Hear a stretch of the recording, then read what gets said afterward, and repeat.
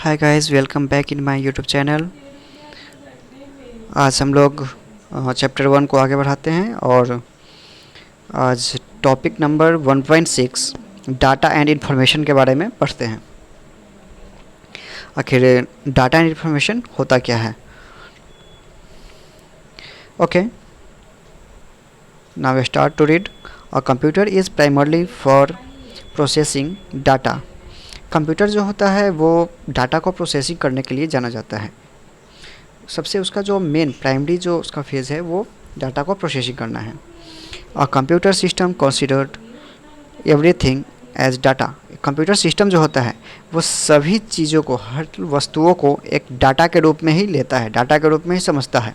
B it instructions, वो instructions हो सकता है। आपके सिस्टम में stored pictures, songs, videos, documents and etcetera. ये सारा कुछ को चाहे आपका वीडियो हो, कोई पीडीएफ फाइल हो, वर्ड्स फाइल, डॉक्यूमेंट्स हो, सॉन्ग्स हो, पिक्चर्स, या फिर कोई आप इंस्ट्रक्शन देते हो कंप्यूटर में, तो वो सारा कुछ जो हमारा कंप्यूटर समझता है, जो आपके सिस्टम में होता है, वो डाटा ही समझता है, डाटा के रूप में ही उसे कंसीडर करता है। Data can also be raw and unorganised facts that are processed to get meaningful information. कह रहा है कि डाटा जो है वो आपका रॉ और अनऑर्गेनाइज्ड फैक्ट्स भी हो सकता है। जो करता क्या है कि वो प्रोसेसिंग के बाद आपका मीनिंगफुल इन्फॉर्मेशन देता है। जैसे कि अगर मान लेते हैं कुछ हम इनपुट कराएंगे अपने सिस्टम में, 2+2 कराते हैं, तो जब तक 2+2 का आपको आउटपुट न दे दे 4 के रूप में, तब तक वो डाटा क्या है, हमारे सिस्टम के लिए रॉ डाटा है। तो वही कह रहा है कि रॉ और अनऑर्गेनाइज्ड डाटा भी हो सकता है जो प्रोसेस के बाद आपको एक मीनिंगफुल इन्फॉर्मेशन देता है, जिसका कुछ अर्थ होता है। So understanding the concept of data along with its different types is crucial to understand the overall functioning of a computer। तो डाटा का जो कॉन्सेप्ट है वो हम लोग इसके डिफरेंट अलग अलग प्रकार को समझ करके समझेंगे कि आखिर क्या होता है data. Sometimes people use the terms data, information and knowledge interchangeably, which is incorrect। कह रहा है कि sometimes यानी कभी, किसी समय ऐसा होता है जब जो लोग यूज़ करते हैं डाटा के टर्म्स को, इन्फॉर्मेशन और नॉलेज के इंटरचेंजेबली को, तो वो कभी कभी गलत होता है। आइए देखते हैं डाटा एंड इट्स टाइप। अब डाटा कितने तरह के होते हैं वो देखते हैं, कितने प्रकार के डाटा होते हैं। अ computer system has many input devices. Computer system के पास क्या है, बहुत सारी इनपुट डिवाइसेस हैं, which provide it with raw data in the form of facts, concepts, instruction etc।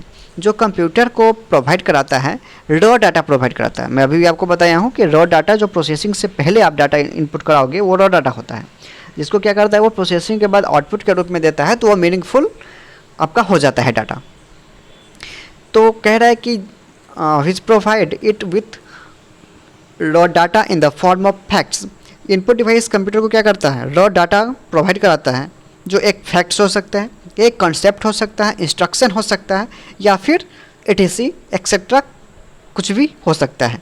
Internally everything is stored in binary form. और आंतरिक रूप से जो हमारे कंप्यूटर में ये स्टोर्ड होता है, ये सारा कुछ, ये कहने का मतलब सारा कुछ मतलब डाटा, चाहे आपका इमेज फॉर्म हो, वीडियोज़ फॉर्म हो, डॉक्यूमेंट्स फॉर्म हो, जो भी हो, तो वो जो स्टोर्ड होगा इंटरनली सिस्टम में वो 0 और 1 के फॉर्म में ही स्टोर होता है। Because computer understand only binary 0 and 1, but externally data can be input to a computer in the text form consisting of English alphabets। लेकिन एक्सटर्नली अगर बाह्य रूप से देखें तो हम कंप्यूटर में डाटा डालते हैं, तो टेक्स्ट फॉर्म में अगर डालेंगे तो वो क्या होगा, कंसिस्टिंग ऑफ इंग्लिश अल्फ़ाबेट। वो English alphabet A to Z, upper case हो सकता है, अपर केस बोले तो कैपिटल A to Z, और लोअर केस हो सकता है, lower case means small letter, numerals 0 to 9 हो सकता है, and special symbols like @ hash, plus, minus, forward slash, backward slash etc। ये सारा कुछ हम टेक्सचुअल फॉर्म में अगर डाटा डालते हैं, इनपुट कराते हैं तो होगा। Data can be input in other language to data जो है वो किसी और भी लैंग्वेज में इनपुट हो सकता है, और it can B read from the files, या फिर ये डायरेक्ट फाइल से भी ये रीड कर सकता है। द इनपुट डाटा में बी फ्रॉम डिफरेंट सोर्सेज। अब इनपुट डाटा जो है उसका सोर्सेज क्या होगा, अलग अलग होगा। Hence it may be in different format, उसका फॉर्मेट अलग अलग हो सकता है। फॉर एग्जाम्पल, हम लोग इसका एग्जाम्पल देखते हैं। An image is a collection of red, green, blue, जिसे हम RGB बोलते हैं। यानी कि एक इमेज जो होता है, फोटो, वो कलेक्शन होता है RGB का, पिक्सल, एक पिक्सल होता है RGB, जिसमें मुख्य रूप से 3 कलर का कॉम्बिनेशन होता है, रेड, ग्रीन एंड ब्लू। उसे हम शॉर्ट फॉर्म में RGB बोलते हैं। और video is made up of frames. Video जो आपका बना होता है वो फ्रेम में बना होता है। And free receipt is made up of numeric and non numeric character. और वहीं पे आपका कोई फ्री रिसिप्ट है, स्कूल वगैरह इंस्टीट्यूट का जो फ्री रिसिप्ट होता है, तो वो कैसा बना होता है, तो वो न्यूमेरिक या फिर नॉन न्यूमेरिक कैरेक्टर्स में बना होता है। Primarily there are 3 types of data. सामान्यतः कितने तरह के डाटा होते हैं, तो 3 तरह के डाटा होते हैं। Number 1, structured data. Structure data क्या है समझेंगे। Data which follows a strict record structure and is easy to comprehend is called structured data. कह रहा है data which follows a strict record structure, यानी कि उसका रिकॉर्ड स्ट्रक्चर जो होगा स्ट्रिक्ट होगा, यानी एक स्ट्रक्चर्ड में होगा। यानी स्ट्रक्चर बोले तो अरेंजिंग डाटा का रिकॉर्ड होगा। And is easy to comprehend, और उसको समझना काफ़ी आसान होगा, तो उसे हम क्या बोलेंगे, स्ट्रक्चर्ड डाटा बोलेंगे। Such data with pre specified tabular format. और ये डाटा कैसा होगा, तो एक टेबुलर फॉर्मेट में होगा। May be store in a data file to access in the future. और ये डाटा फाइल में स्टोर्ड होगा, जिसका हम लोग यूज़ फ्यूचर में कर सकते हैं, उसको फ्यूचर में एक्सेस हमारा सिस्टम कर सकता है। Table 1.3 shows structured data related to monthly attendance of students maintain by the school. आपको टेबल 1.3 में ये दिखाया गया है स्ट्रक्चर डाटा का एक पिक्टोरियल बोल सकते हैं, डायग्राम आपको दिखाया गया टेबुलर फॉर्म में, जिसमें स्टूडेंट्स का अटेंडेंस है, मंथली अटेंडेंस किसी स्कूल का। ये आपका यहाँ पे देख सकते हैं, ये टेबल 1.3 स्ट्रक्चर डाटा है, monthly attendance record of students. यहाँ पे आप देखोगे कि हमारा जो रिकॉर्ड है इसमें, ये roll number, name, month, attendance, ये बिल्कुल एक कह सकते हैं अरेंजिंग फॉर्म में है, अरेंज्ड है। यहाँ पे इसको देखना समझना काफ़ी आसान है, एकदम रोल नंबर रोल वाइज है, रोल 1 2 3 4, फिर रोल वाइज के अकॉर्डिंग नेम है, मंथ्स है, मंथ्स भी आप देख सकते हो अकॉर्डिंगली क्या है, एकदम अरेंजिंग है। मई, जून नहीं है, फिर जुलाई है, और अटेंडेंस भी हमारा परसेंटेज के रूप में यहाँ दिया गया है। यानी टेबुलर फॉर्म में ये डाटा को सजाया गया, एक अरेंजिंग डाटा, इसको हम अरेंज डाटा भी बोलते हैं, ठीक है। तो ये हमारा स्ट्रक्चर डाटा है, जो काफ़ी स्ट्रिक्टली होता है और ये अंडरस्टैंडेबल होता है। ओके, नेक्स्ट टॉपिक पे हम आएंगे, मीन्स इसमें आगे बढ़ते हैं, देखते हैं। It is clear that such data is organised. ये टेबल में आपने क्या देखा कि डाटा जो है हमारा क्या है, एक ऑर्गेनाइज है, अरेंजिंग है, इन रो और कॉल्यूम, रो कॉल्यूम में है। अच्छा, रो कॉल्यूम को समझना क्या होता है, रो कॉल्यूम को यहाँ समझना, जैसे हॉरिजॉन्टली मैं देखूँ, ठीक है, हॉरिजॉन्टली अगर देखेंगे ये R1, ठीक है, ये R1 है, R2, R3, R4, R5, ठीक है, फिर R1, R2, R3, R4, R5।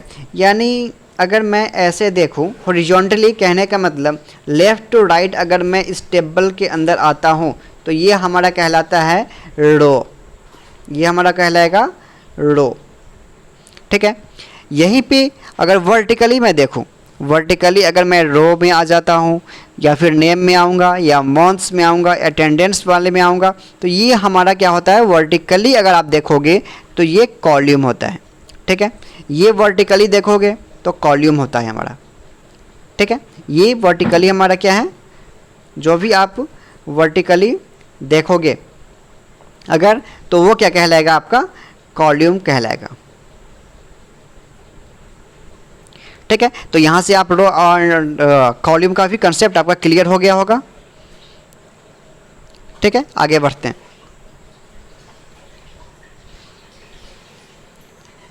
ठीक है, यहाँ कह रहा है it is clear that such that data is organise in row or column format and is easily understandable. ये क्या है, र और कॉलम के फॉर्मेट में है और ये इजीली अंडरस्टैंडेबल है, यानी आसानी से हम इसको समझ सकते हैं। स्ट्रक्चर डाटा में बी स्टोर्ड इन असेंडिंग और डिसेंडिंग ऑर्डर। स्ट्रक्चर डाटा जो आपका होगा वो या तो असेंडिंग ऑर्डर में होगा या डिसेंडिंग ऑर्डर में होगा। अब अगर आप 11th में कंप्यूटर्स पढ़ रहे हो तो आप असेंडिंग डिसेंडिंग अच्छी तरह से समझते होगे, इसलिए मैं इस पर चर्चा नहीं करूँगा। In the example attendance data is sorted in increasing order on the column month. अगर मंथ्स को हम देखें तो क्या इंक्रीजिंग ऑर्डर में है, मतलब सबसे पहले हमारा क्या आएगा, मई आया, फिर जून नहीं जुलाई आया, अगस्त आया, सितंबर आया, ये इंक्रीजिंग ऑर्डर। इंक्रीजिंग मतलब बढ़ते क्रम में। ठीक है, मैं आपको बता ही दिया इंक्रीजिंग या फिर असेंडिंग मतलब बढ़ते क्रम में। और वहीं अगर दिसंबर से हम आते, दिसंबर, नवंबर, अक्टूबर, तो ये हमारा क्या हो जाता, ये डिक्रीजिंग या फिर डिसेंडिंग ऑर्डर हो जाता, वो डाउनवर्ड में चलता है। असेंडिंग जो होता है हमारा वो अपवर्ड चलता है और डिसेंडिंग हमारा जो होगा वो डाउनवर्ड में चलता है।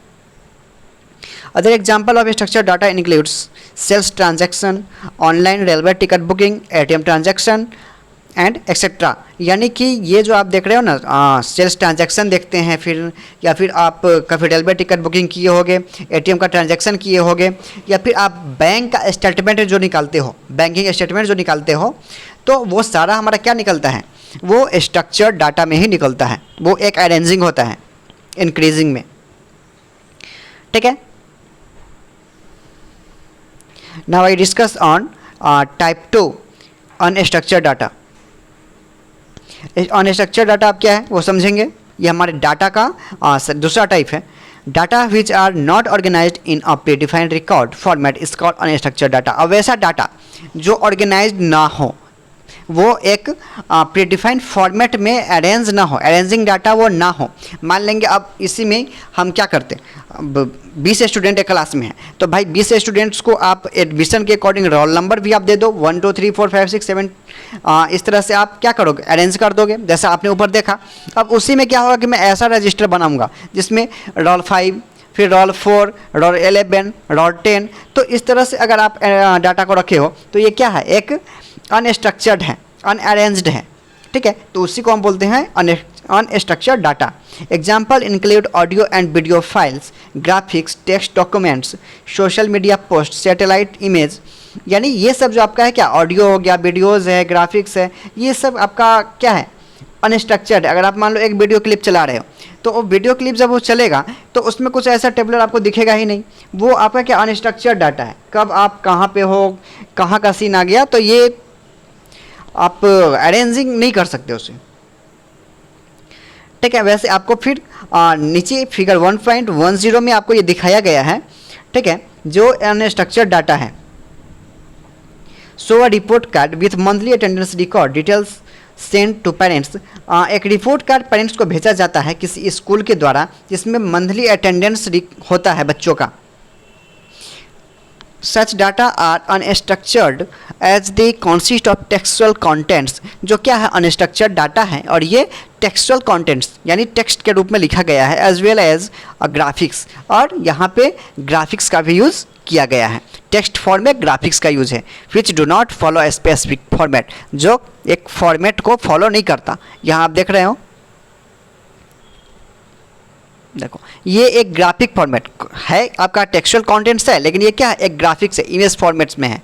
ठीक है, यहाँ पे नेम है, रोल नंबर दे दिया, क्लास दे दिया, total class held, attended, absent, यानी एक टेबुलर फॉर्म यहाँ पे आपको नहीं दिख रहा है।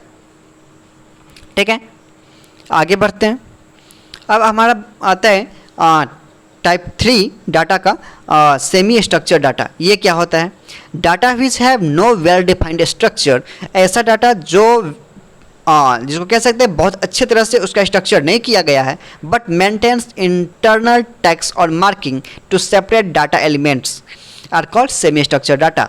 यानी वेल डिफाइंड स्ट्रक्चर नहीं है, लेकिन उसको इंटरनल टैग या फिर मार्किंग के द्वारा उसको क्या किया गया है, सेपरेट किया गया है, डाटा एलिमेंट्स को सेपरेट किया गया है टैग्स के अकॉर्डिंग। अगर आप HTML वगैरह जानते हो तो HTML में क्या करते हैं, हम टैग्स लगा करके हम अपने डाटा को टेबुलर फॉर्म में अरेंज कर सकते हैं। वहाँ पे आपको टेबल दिखेगा नहीं, लेकिन वो टेबुलर फॉर्म में होगा। अब ऐसा नहीं कि HTML में हम टेबल नहीं बना सकते हैं, टेबल भी बना सकते हैं, लेकिन वहाँ पे हम विदाउट टेबल को ग्रिड लाइन बोल सकते हैं कि ग्रिड लाइन को हम स्टोर नहीं करेंगे, डायरेक्ट हम उसमें क्या दिखाएंगे, हम अपने डाटा को दिखा सकते हैं। और विथ ग्रिड लाइन भी आप दिखा सकते हो। तो जब विथ ग्रिड लाइन्स आप दिखाओगे टेबल का, तो वो हमारा स्ट्रक्चर्ड हो जाएगा, और वहीं पे हम डायरेक्ट ग्रिड लाइन नहीं दिखाएंगे। कैसे सेपरेटिंग है, वो सेपरेटिंग पार्ट नहीं दिखाएंगे, डायरेक्ट हम डाटा को सिर्फ शो कराएंगे, तो हमारा सेमी स्ट्रक्चर्ड डाटा कहलाएगा। Example include email document, HTML page. देखिए HTML पेज का भी एग्जाम्पल आया, comma separated values, CSV file, etc. Figure 1.11 shows an example of semi-structured data containing students month-wise attendance detail। फिर से आपको फिगर 1.11 में दिखाया है सेमी स्ट्रक्चर डाटा को, वो भी आपका क्या है, तो एक स्टूडेंट्स का मंथ वाइज अटेंडेंस डिटेल्स है, यहाँ पे आप देख सकते हो। लेकिन यहाँ पे क्या है, देखो यहाँ पे लाइनिंग जो आप बोलोगे, एक अरेंजिंग लाइनिंग का जो था रो और कॉलम में, वो यहाँ नहीं है, लेकिन देखने से लग रहा है कि हाँ भाई एक फॉर्म में है, फॉर्मेट टेबल का है, जैसे नेम फिर मंथ्स हैं। लेकिन इसमें क्या है, आप देखो यहाँ मंथ्स में आप देख सकते हो, समझ सकते हो, यहाँ पे मंथ्स में क्या आया, ये टेबल फॉर्म में तो ज़रूर है, लेकिन ये देखिए यहाँ पे जुलाई आया, फिर जुलाई के बाद क्या आ गया, मई आया। एक सेकेंड, मैं यहाँ पे टिक आउट करके आपको दिखाता हूँ। ये देखो यहाँ पे आपका फर्स्ट जो है वो जुलाई है, सेकेंड जुलाई, थर्ड जुलाई है, और फोर्थ मई आ गया, फिर इसके बाद जुलाई आ गया। तो यहाँ पे क्या देख रहे हो आप, ये ना तो असेंडिंग है ना ही डिसेंडिंग है, ये कहीं कहीं से डाटा को लेकर के क्या कर दिया है, एक सेट बना दिया। लग रहा है टेबुलर फॉर्म में है, बट अरेंज्ड नहीं है। ओके, आगे बढ़ते हैं। In this example there is no specific format. यहाँ पे क्या कर रहा है, नो कोई भी स्पेसिफिक फॉर्मेट आपको यहाँ पे नहीं दिखा। For each attendance record here each data value is preceded by a tag. यहाँ पे जो भी डाटा दिया गया है वो टैग के अकॉर्डिंग दिया गया है, name, months, class and attendance for the interpretation of the data value while processing. ठीक है, यहाँ क्या कह रहा है कि each data value is preceded by a tag for the interpretation of data value while processing. यानी जब इस डाटा को प्रोसेस करेगा तो उसके लिए यहाँ पे क्या किया गया है, डाटा वैल्यू के रूप में प्रीसीड किया गया है टैग को। जो टैग आपका यहाँ पे क्या है, नेम है, ठीक है, मंथ है, क्लास है और अटेंडेंस है। ये हमारा टैग है, जिससे हम क्या कर सकते हैं, डाटा को इंटरप्रेट कर सकते हैं। ठीक है, और डाटा इंटरप्रिटेशन के बाद हम उसको क्या करेंगे, और प्रोसेसिंग भी उसी आधार पे हम करेंगे। ठीक है, नेक्स्ट टॉपिक हमारा डाटा कैप्चरिंग, स्टोरेज एंड रिट्राइवल्स।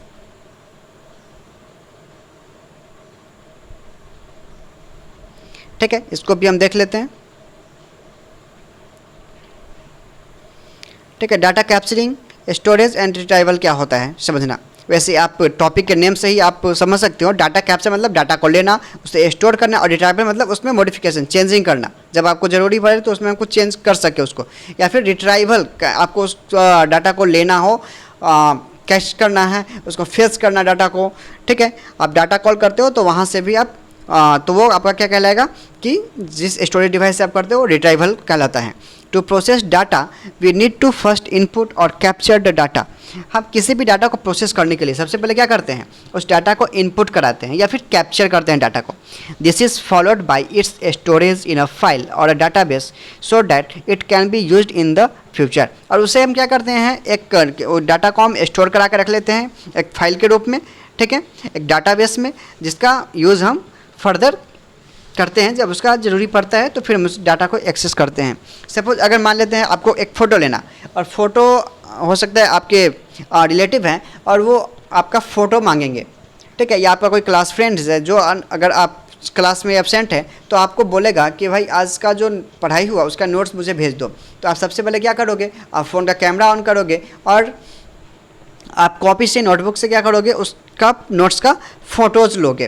तो आपने जैसे ही उसका फ़ोटोज़ लिया तो ये क्या कहला गया, कैप्चरिंग कहलाया। और कैप्चरिंग होने के बाद क्या हुआ, आपके फ़ोन के डिवाइस में वो स्टोर होगा और वहाँ से फिर जब आपको भेजना है तो आप क्या करोगे, उससे सेंडिंग करोगे, अपने रिलेटिव्स या फ्रेंड्स को सेंड करोगे वो फ़ोटोज़ को। तो वहाँ पे वो रिट्राइवल का काम किया, वो आप फ़ोटोज़ को फिर एक्सेस करा के आपने भेजा। तो कैप्चरिंग, स्टोरेज और रिट्राइवल का ये बहुत ही सिंपल और इजी एग्जांपल था आपको समझने के लिए इस टर्म को। Whenever data is to be processed, it is first retrieved from the file। अब क्या बोले कि डाटा को प्रोसेस जब हम करेंगे इस डाटा को, तो सबसे पहले वो रिट्राइव कहाँ से करेगा, तो वो फाइल या डाटाबेस से रिट्राइव करेगा, यानी वहाँ से वो कैच करेगा उस फोटो को, फेचिंग करेगा, यानी फ़ोटो या फिर कोई भी डॉक्यूमेंट्स, कुछ भी डाटा हो सकता है, उसको फेच करेगा। So that we can perform further action on it. उसके बाद हम क्या कर सकते हैं, उस पर कोई भी एक्शन कर सकते हैं। जैसे आपको बताएं कि फ़ोटो क्लिक करेंगे, आपके स्टोरेज में जाएगा, फिर वहाँ से आप क्या करोगे, रिट्राइव करोगे उसको, यानी कि उस फोटोज़ को लोगे और उसे फिर सेंडिंग कर दोगे।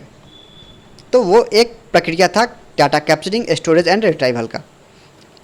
ठीक है, डाटा कैप्चरिंग क्या कहता है, it involves the process of gathering data from different sources in the digital form. यानी कि किसी भी ढंग से डाटा को लेना और उसे डिजिटल फॉर्म में रखना। जैसे आपका कॉपी वो क्या है, मैनुअली है, आपने उसे फ़ोटो क्लिक करके अपने मोबाइल में रख लिया, मतलब डिजिटल फॉर्म में रख लिया। भाई आपका जो बॉडी है वो क्या है, आपका ह्यूमन बॉडी है, एक फिजिकल है, और उससे आप अपने फ़ोटो को क्या करते हो, एक सेल्फी लेकर के अपने मोबाइल में रख लेते हो, तो क्या कह रहे हैं, आपके फेस का वो क्या किया, एक डिजिटल फॉर्म बना करके फ़ोटो के रूप में आपके मोबाइल में रख लिया, स्टोर करा दिया। This capturing may vary from simple instruments like keyboard, barcode reader used at shopping outlets, comments or posts over social media, remote sensor on an Earth orbiting satellite, etc. यहाँ पे camera भी example होगा, जो अभी मैंने आपको example दे रहा था, कैमरा भी इसमें आएगा। कह रहा है कि बहुत सिंपल कुछ इंस्ट्रूमेंट्स होते हैं या डिवाइस होते हैं जिसका यूज़ किया जाता है डाटा कैप्चरिंग के लिए। मतलब कीबोर्ड है, कीबोर्ड से हम क्या करते हैं, सिस्टम में टेक्सचुअल डाटा को लेते हैं। बारकोड रीडर, शॉपिंग मॉल में वगैरह आप जाओगे या फिर शॉप वगैरह पे जाओगे, तो जो भी आपका सामान आप परचेज करते हो कोई भी चीज़, तो उस पर एक क्या होता है, एक बारकोड यहाँ बना होता है। अब यहाँ देख लो 1.12 फिगर में आप देख सकते हो, यहाँ पे क्या है, एक ये कोड आपको दिखेगा। आप जो भी चीज़ परचेज करोगे वहाँ पे ये एक कोड लगा होगा, इसी कोड को हम क्या बोलते हैं, बार कोड बोलते हैं। ठीक है, इसे हम बार कोड बोलते हैं। तो इसे वो क्या करता है, रीड करता है, हमारा एक डिवाइस होता है, इसे हम बोलते हैं बार कोड रीडर। ये डिवाइस उसको क्या करता है, रीड कर लेता है, यानी कि उसका जो भी दाम होगा, प्राइस क्या है उस सामान का, ठीक है, और कंपनी का जो भी डिटेल्स होगा वो उस कोड के अंदर होता है। वो कैप्चर करने के बाद सारा डिटेल्स हमारे सिस्टम में आ जाता है। ठीक है, या फिर कमेंट्स और पोस्ट करते हो आप सोशल मीडिया पे, वो भी एक है। रिमोट सेंसर जो आपका होता है वो on an earth orbiting satellite वगैरह में जो लगा होता है सेंसर्स, या फिर कोई भी डिवाइस का सेंसर होता है। जैसे आपके फ़ोन का ही एग्जांपल ले लो भाई, फिंगरप्रिंट आप में है, वो एक सेंसर है, आप अपने फिंगर को टच करते हो तो वो क्या होता है, उसका लॉक अनलॉक हो जाता है। या फिर फेस लॉक करो, आपके फेस के सामने फ़ोन को रखते हो तो आपका फेस लॉक से अनलॉक होता है। तो ये सब कुछ सेंसर लगा है जहाँ पे डाटा कैप्चर करता है। जैसे ही आप फेस लॉक आपके फेस के सामने आता है, आपके फेस को कैप्चर करता है, फिर आपके फ़ोन को क्या करता है, वो अनलॉक कर देता है। फिंगर प्रिंट आप लगाते हो, फिंगर को क्या करता है, वो सेंसर आपके फिंगर को कैप्चर करता है और तुरंत क्या करता है, विद इन सेकेंड आपके फ़ोन को अनलॉक कर देता है। Sometimes heterogeneity among data sources makes data capturing a complex task। कभी कभी क्या हो जाता है कि डाटा को कैप्चर करना वो काफ़ी कॉम्प्लेक्स टास्क हो जाता है। नेक्स्ट हमारा डाटा स्टोरेज। कैप्चरिंग के बाद storage. It is the process of storing the capture data for processing later. ये एक ऐसा प्रोसेस है जहाँ पे आप क्या करते हो, कैप्चर किए हुए डाटा को स्टोर कराते हो अपने सिस्टम में फ्यूचर के यूज़ के लिए, यानी कि उसको आप आगे कभी भी प्रोसेस कर सकते हो, एक्सेस कर सकते हो। Nowadays data is being produced at a very high rate. कह रहा है कि आजकल जो डाटा है उसे प्रोड्यूस करना काफ़ी क्या है, हाई है, उसका रेट काफ़ी हाई है। And therefore data storage has become a challenging task. और इसलिए डाटा स्टोरेज को बनाए रखना ये क्या है, काफ़ी चैलेंजिंग एक टास्क है। हावेवर जबकि the decrease in the cost of digital storage devices, तो ये क्या है हमारा डिजिटल स्टोरेज जो डिवाइसेज है वो क्या करता है हमारे कॉस्ट को डिक्रीज करता है, घटाता है। Has helped in simplifying this task, और इस टास्क को क्या करता है कि मदद करता है इस डिजिटल फॉर्म में हमारे डाटा को रखने के लिए। कम कॉस्ट में अपने डाटा को क्या कर सकते हैं, सुरक्षित रख सकते हैं, इससे मदद करता है। There are numerous digital storage devices available in the market, बहुत तरह के डिजिटल स्टोरेज डिवाइसेज है जो मार्केट में उपलब्ध हैं, जो आपके फिगर 1.7 में दिखाया गया है, आगे देखेंगे हम लोग। Data keeps on increasing with time, क्या कह रहा है, data keeps on increasing with time. अब समय के अनुसार क्या हो रहा है, डाटा जो आप रख रहे हो धीरे धीरे बढ़ रहा है। जैसे जैसे समय, अब एक फ़ोन आप न्यू खरीद के आते हो फ़ोन, उसमें आप जिस दिन आते हो, आते ही अगर न्यू फ़ोन है, कैमरा बड़ा बढ़िया है, भाई आ जाओ पूरे फैमिली से फ़ोटो क्लिक करना, और लगा 20 30 40 50 फ़ोटो आप रख लेते हो। वो धीरे धीरे 1 साल में पता चलता है कि जितना स्टोरेज डिवाइस था भाई उसमें अब 10% ही बचा है, 20% ही स्पेस खाली है। तो ये क्या होता है, वो धीरे धीरे आप का क्या करता है, जैसे ही टाइम आगे बढ़ता है वो स्टोरेज डिवाइसेस आपका क्या हो जाता है, आपके डाटा से फुल होता है, काफ़ी डाटा आपके पास हो जाता है।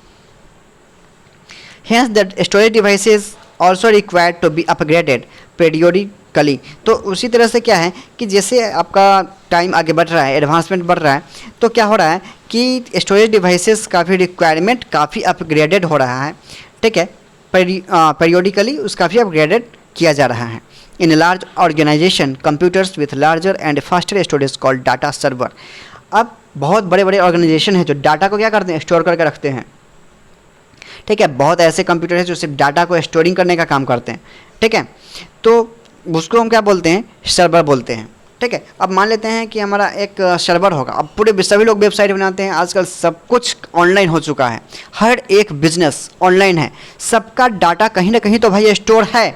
तो वो जो डाटा स्टोर है एक लार्ज कह सकते हैं, बहुत बड़ी संख्याओं में डाटा होता है। तो जहाँ पे वो हमारा क्या होता है, सेव रहता है, हमारा डाटा स्टोर रहता है, उसे हम क्या बोलते हैं, सर्वर बोलते हैं।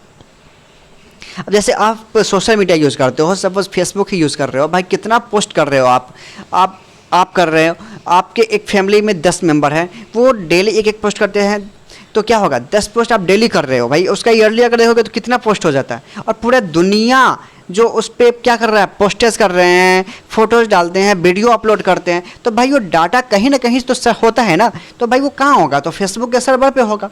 आप इंस्टाग्राम पे डालते हो तो कहाँ, इंस्टाग्राम के सर्वर पे होगा। तो सर्वर क्या है भाई, तो आपके अपलोडेड किए गए हुए डाटा को स्टोर करा करके रखने के लिए वो एक स्टोरेज डिवाइस के रूप में काम कर रहा है सर्वर आपका। Deploy to store vast amount of data, ये क्या करता है, बहुत बड़ी संख्याओं में डाटा को सेव करके रखता है हमारा server. Such dedicated computers help in processing data efficiently, however the cost both hardware and software of setting up a data server as well as its maintenance is high. इसलिए इसका setup जो data हमारा क्या कर रहा है, store करके रखा है सर्वर, तो उसका हार्डवेयर और सॉफ्टवेयर दोनों का कॉस्ट भी क्या हो जाता है, बढ़ जाता है, क्योंकि उसका मेंटेनेंस करना भी काफ़ी क्या होता है, हाई होता है, specially for small organisation and startup. अगर आप कोई भी स्मॉल ऑर्गेनाइजेशन खोल रहे हो या फिर कोई स्टार्टअप कर रहे हैं तो उसके लिए क्या है, ये थोड़ा सा हाई होता है, ठीक है। थर्ड नंबर हमारा है डाटा रिट्राइवल। डाटा रिट्राइवल क्या है वो समझेंगे। इट इन्वॉल्व्स फेचिंग डाटा, मैंने आपको पहले ही समझा दिया कि डाटा को फेच करना, कैच करना, वो क्या कहलाता है, डाटा रिट्राइवल कहलाता है। फ्रॉम द स्टोरेज डिवाइस, जब आप किसी स्टोरेज डिवाइस से किसी डाटा को लेते हो देखने के लिए या लेते हो कहीं शेयर करने के लिए, डाटा को लेते हो, आपने फ़ोटो 100 फोटो अपने फ़ोन में रखे हो, उसमें से 2 फोटो आप ईमेल करते हो किसी को या फिर व्हाट्सएप करने के लिए लेते हो, सेंड करते हो कहीं पे, तो आप जो अपने स्टोरेज डिवाइस आपने उस फोटो को लिया, सेलेक्ट किया, मतलब आपने डाटा को रिट्राइव किया, फेच किया, ठीक है। As data bases grow the challenge involve in search and retrieval of the data in acceptable time, और बहुत ज़्यादा संख्या में डाटा आपके सिस्टम में होता है, वहाँ से सर्च करना, उसे रिट्राइवल करना एक समय में, एक यानी कि आप जब भेजना चाहते हो, आप चाहोगे कितना जल्दी हम उसे रिट्राइव करके भेज दें, तो ये एक बहुत बड़ी चैलेंज होती है। ऑल्सो और एक्सेप्टेबल टाइम ऑल्सो इंक्रीज, और ये चैलेंज धीरे धीरे बढ़ रहा है। Minimising data access time is crucial for faster data processing, और डाटा एक्सेस करने का टाइम क्या करना है आपको, कम करना है, यानी बहुत जल्दी आपका डाटा क्या हो, एक्सेस कर ले, तो ये क्या कहलाता है, फॉर फास्टर डाटा प्रोसेसिंग। तो जब आप इसे बहुत जल्दी एक्सेस कर लेते हो ना डाटा को, तो यही आपके फास्टर डाटा प्रोसेसिंग जो आप कर रहे हो बहुत तेज़ में आपका क्या करता है, डाटा प्रोसेसिंग करता है। ठीक है, नेक्स्ट है हमारा डाटा डिलीशन एंड रिकवरी। अब समझना कि डाटा डिलीशन, तो भाई डाटा डिलीशन मतलब समझ ही रहे हो, नाम से ही क्लियर है, डाटा को डिलीट करना, और रिकवरी मतलब डिलीट किए हुए डाटा को फिर से क्या करना, रिकवर करना। One of the biggest threats associated with digital data is it's deletion. एक कह सकते हो कि बहुत बड़ा एक चूक है, बहुत जब आपका डिजिटल डाटा क्या हो जाता है, डिलीट हो जाता है, तो ये क्या बहुत बड़ा एक थ्रेट्स है ये। The storage devices can malfunction or crash down resulting in the deletion of the data store. कभी कभी क्या होता है, हमारा सिस्टम क्या हो जाता है, क्रैश कर जाता है, या फिर अचानक कोई खराबी आ जाती है सिस्टम में, तो वहाँ से हमारा डाटा क्या हो जाता है, डिलीट हो जाता है, स्टोर जो भी डाटा है वो डिलीट हो जाता है। तो ये एक बहुत बड़ा कह सकते हैं एक अभिशाप के रूप में ये एक बिगेस्ट थ्रेट है हमारे सिस्टम में, और डिजिटल दुनिया का एक बहुत बड़ा अभिशाप है ये। Users can accidentally erase data. अचानक आप कुछ कर रहे हो भाई, मान लेते हैं हम किसी सिलेक्ट करने गए, फ़ोन कुछ यूज़ कर रहे हैं, अचानक वहाँ पे कुछ ऐसे बटन पे क्लिक हो गया, आपका डाटा क्या हो गया, डिलीट हो गया। ठीक है, आपके स्टोरेज डिवाइसेस से। और हैकर और malware can delete the digital data intentionally. और आजकल तो हैकर वगैरह हैं या ऐसे मालवेयर सॉफ्टवेयर हैं जो क्या करते हैं, बहुत बड़े बड़े हैकर आपके सिस्टम कुछ ऐसा लिंक भेजते हैं, आप क्लिक करते हो और तुरंत विद इन मिनट और सेकेंड आपका डाटा लॉस्ट हो जाता है। ठीक है, तो ये भी एक बहुत बड़ा कह सकते हैं अभिशाप है डिजिटली वर्ल्ड में, और इसे रिस्टोर करने का भी तरीका है, लेकिन कभी कभी क्या होता है कि वो रिस्टोरिंग करने में हम फेलियर हो जाते हैं और हमारा डाटा लॉस्ट हो जाता है। Deleting digitally store data means changing the details of data at a bit level. अगर आपका क्या होता है, स्टोर डाटा जो है, डिजिटली स्टोर डाटा अगर आपका डिलीट होता है, तो ये क्या करता है, जो आपका डाटा है उसके बिट लेवल पे कोई ना कोई बहुत बड़ा बदलाव करता है उसके डिटेल्स में। यानी कि जो भी डाटा होता है ना, डाटा के बिट लेवल पे एक चेंजिंग करता है उसके डिटेल्स में, which can be very time consuming, जो क्या करता है, काफ़ी समय कंज्यूम करता है। Therefore when any data is simply deleted, its address entry is marked as free and that much space is shown as empty to the user। और कभी कभी ये डाटा जब सिंपली आसानी से क्या होता है, डिलीट हो जाता है। its address entry is marked as free, और वहाँ पे क्या लिखता है कि आपका यानी जो भी स्पेस होता है उसका एड्रेस होता है वो फ्री दिखने लग जाता है। And that much space is shown as empty, space भी आपका वहाँ क्या होगा, एम्प्टी शो करेगा to the user without actually deleting the data. लेकिन आपका डाटा डिलीट एक्चुअल में नहीं होता है, बस आपको शो करेगा कि आपका डिलीट डाटा हो, जो डाटा है वो आपका डिलीट हो चुका है। एड्रेस भी उसका क्या करेगा, मार्क्ड एज फ्री, वहाँ पे फ्री दिखलाएगा एड्रेस, और वहाँ पे स्पेस भी आपका क्या करेगा, एम्प्टी शो करेगा, लेकिन एक्चुअल में वो डाटा डिलीट नहीं होता है। इन केस, इस केस में क्या होगा, डाटा गेट्स डिलीटेड एक्सीडेंटली और corrupted.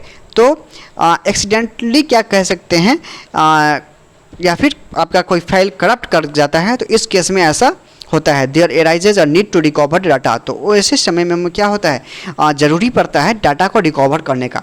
Recovery of the data is possible only if the contents or memory space marked as deleted have not been overwritten by some other data. और वो recover तब तक ही हो सकता है जब तक कि आपके उस मेमोरी या स्पेस मार्क्ड जो डिलीटेड लिख रहा है उस पर कुछ ओवर रिटेन चेंजिंग ना हुआ हो।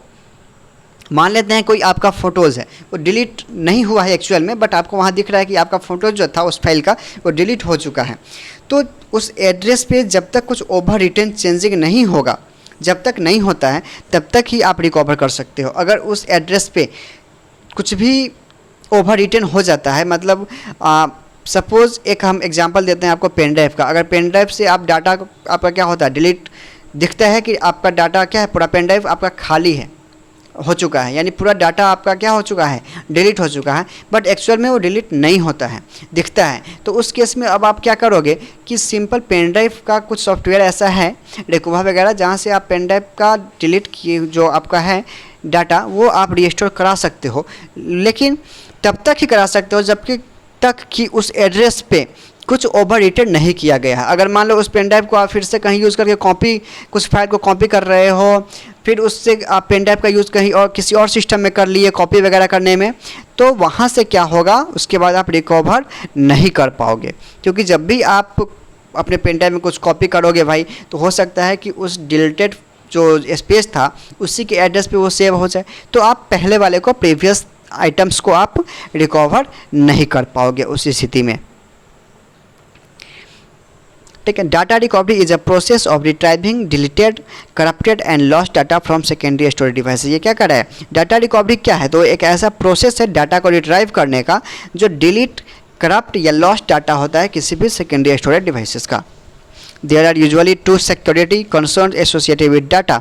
One is its deletion by some unauthorized person or software. ठीक है, अब दो तरह से कि ये क्या है, टू सिक्योरिटी कंसर्न होते हैं किसी भी डाटा के एसोसिएट के लिए। ठीक है, पहला है कि one is the its deletion by some unauthorised person और सॉफ्टवेयर, किसी अनऑथोराइज्ड पर्सन के द्वारा, यानी बोले ना हैकर वगैरह के द्वारा, या फिर किसी ऐसे सॉफ्टवेयर जो अनऑथोराइज्ड है, ठीक है, उसके द्वारा भी डिलीट किया जा सकता है। This concern can be avoided by limiting access to the computer system and using passwords for user accounts and files wherever possible. ठीक है, तो ये क्या होता है कि आप क्या कर सकते हो, जो भी आप कंप्यूटर सिस्टम यूज़ करते हो, पासवर्ड वगैरह लगाते हो यूजर अकाउंट्स पे, ये फाइल सब पे क्या करो, आप पासवर्ड वगैरह लगा करके रखो, यूज़ करो। ठीक है, जो भी आप फाइल्स बनाते हो वहाँ पे आप पासवर्ड लगा कर रखो, और उसे कभी शेयर मत किया करो किसी से। ठीक है, फिर there is also an option of encrypting files to protect them from unwanted modification. आप उस पर इनक्रिप्टेड भी आप फाइल्स पे क्या कर सकते हो, एक ऑप्शन आपको देता है इनक्रिप्टिंग का, जिससे आप प्रोटेक्टिंग के लिए अपने फाइल्स के ऊपर यूज़ कर सकते हो। इससे क्या होगा कि अनवांटेड जो भी लोग होंगे, अगर चाहेंगे कि आपके डाटा के साथ मॉडिफिकेशन करना, तो वो नहीं कर पाएंगे। तो ये सब का यूज़ किया करो। The other concern is related to unwanted recovery of data by unauthorized user or software। और दूसरा क्या होता है हमारा कंसर्न, दो कंसर्न बताया ना, एक पहला ये था जो अनऑथोराइज्ड पर्सन या सॉफ्टवेयर के द्वारा डिलीट किया जाता है, और दूसरा है हमारा कि is related to unwanted recovery of data by unauthorised user और सॉफ्टवेयर। अब किसी अनऑथोराइज्ड यूज़र या फिर किसी अनऑथोराइज्ड सॉफ्टवेयर के द्वारा क्या किया जाए, अनवांटेड रिकवरी किया जा सकता है। ठीक है, आपके डाटा का। Many times we discard your old broken or malfunctioning storage devices without taking care to delete data. क्या होता है, कभी कभी आपका जो पुराना कार्ड वगैरह होता है वो कभी वो टूट जाता है। ठीक है, आप उसे खो देते हो, या अचानक मान लेते पेन ड्राइव आपके पॉकेट में होता है और आप अपने क्लॉथ्स को वॉश कर दिए, वो भी उसमें भीग गया पानी में, या आपके सीडी में कुछ फाइल्स वगैरह है और अचानक वो सीडी का जो डिस्क है वो टूट गया, तो ये भी आपका क्या हो सकता है, एक डाटा डिलीशन का बहुत बड़ा फैक्टर है।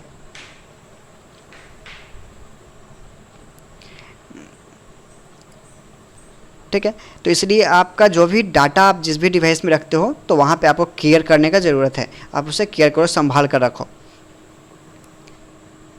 We assume that contents of deleted files are permanently removed.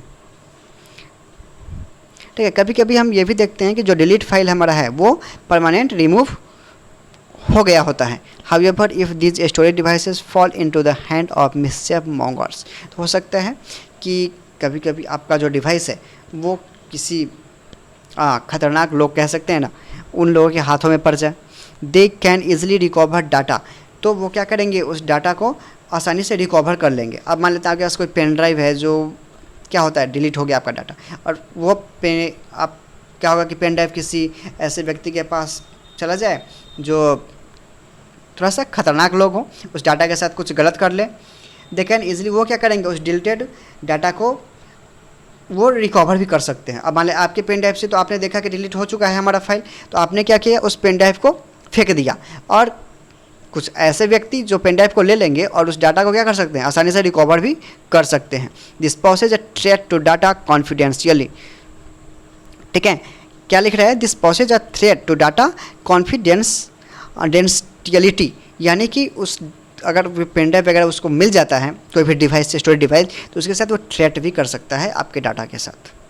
This concern can be mitigated by using proper tools to delete or state data before disposing of an old or faulty storage device. इसलिए आपको वहाँ पे care करने की ज़रूरत है और सावधानी बरतने की ज़रूरत है कि आप कोई भी प्रॉपर टूल्स का यूज़ करो डाटा को डिलीट वगैरह करने के लिए, और थोड़ा सा डिस्पोजिंग वगैरह करते हो किसी भी पुराने या फॉल्टी स्टोरेज डिवाइसेस को, तो वो करने से बचो। आप ऐसे जगह पे उसे डालो, फेंको जहाँ से कोई उसका मिसयूज़ ना कर सके।